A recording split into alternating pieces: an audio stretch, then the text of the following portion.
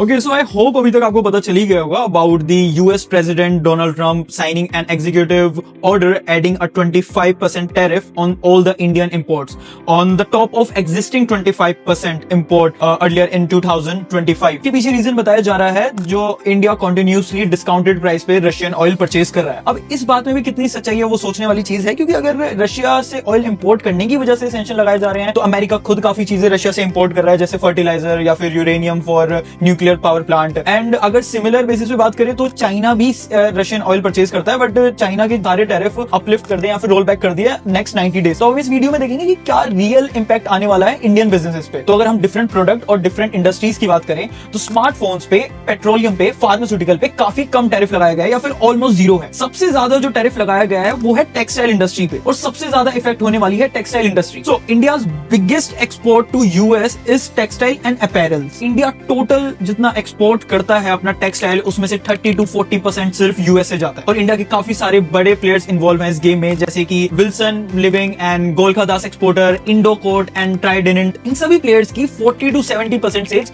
सिर्फ US market से है। तो अगर हम रिटेलर्स की साइड्स की बात करें तो Amazon, वॉलमार्ट, टारगेट, गैप, ये सारे मेजर अमेरिकन रिटेल चेन्स हैं जिन्हें अभी के अपने सारे ऑर्डर्स को होल्ड पे कर दिया है। सो इंडिया में अगर एक प्रोडक्ट पहले 1000 रुपीज का था, वो टैरिफ लगने के बाद 1500 का हो जाएगा, क्योंकि 50% टैरिफ है तो 1500 का हो जाएगा। और तो अमेरिका इस टाइम पे बेटर ऑल्टरनेटिव ढूंढेगा बांग्लादेश में और वियतनाम में, क्योंकि वहां पे भले उसको 1000 रुपीज में ना मिले बट 1500-1300 में वो आइटम मिल सकता है, जो कि कंपैरेटिवली 1500 से तो कम ही है टैरिफ लगने के बाद। अगर टोटल इंपैक्ट की बात करें जो इंडियन मार्केट को होगा तो अप्रोक्स 30 to 40% एक्सपोर्ट कॉस्ट बढ़ जाएगी, और यूएस से ऑर्डर हो जाएंगे 40 से 50% कम, जो कि ऑलरेडी हो चुके हैं। एंड पोटेंशियली नेक्स्ट 12 मंथ के अंदर हमें $4 to 5 बिलियन का लॉस फेस करना पड़ सकता है। अब हम बात करते हैं बिजनेस एडेप्टेशन। तो पहला मॉडल तो हो सकता है कि हमें अपनी एक्सपोर्ट जो मार्केट है उसको थोड़ा डाइवर्सिफाई करना पड़ेगा। सिर्फ अकेला यूएस पे हमें डिपेंड नहीं होना चाहिए, क्योंकि अगर आगे फ्यूचर में ये हालात कंटिन्यू होते हैं तो हमारे बिजनेसेस को काफी लॉस फेस करना पड़ सकता है। दूसरी चीज ये है कि हमें ऑटोमेशन में ज्यादा इन्वेस्ट करना चाहिए ताकि कॉस्ट ऑफ प्रोडक्शन कम हो।